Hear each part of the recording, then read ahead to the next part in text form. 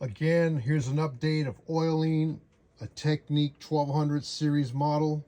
You want to make sure you get the right type of oil so it'll look like this. It's titled lubricating oil, and I believe it's made by Panasonic, so it's going to look like this. Or you might want to, basically though, if you go on Amazon and you type in Technics 1200 lubricating oil, that's the kind of oil you're going to use there. It's got to be that kind. And when I heard a rumor that they don't have much of this left, could possibly be not true. But again, you take the platter off, or the spindle. What do they call it? The platter?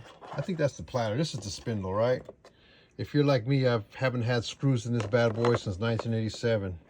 Once we found out that you could turn that little dial down right there to speed up or slow down your 1200 even more, I never put the screws back on.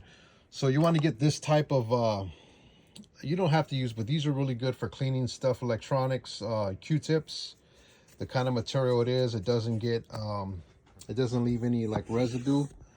And you want to pull this up and clean inside there. So pretty much you're going to pull that up and clean in there. It gets kind of dirty in there. Mine's, I just oiled it so it's clean now.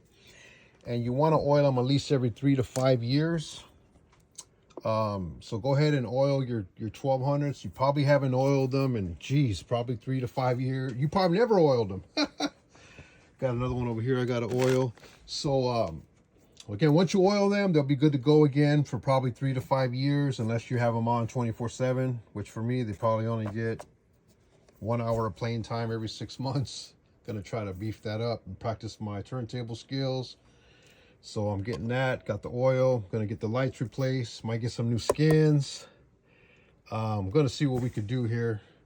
But one good thing about these turntables is, like I said, I've had this turntable for almost 40 years and it works the same as day one. So make sure you're oiling them. Don't use WD-40, don't use 3-in-1. I know I did a video using 3-in-1. It dries out fast. This feels great. Even turn it on its side and get those drops in there. You could even unscrew this and take this whole thing out, this whole mechanism, pull this thing out and clean it thoroughly. I'm not going to do that.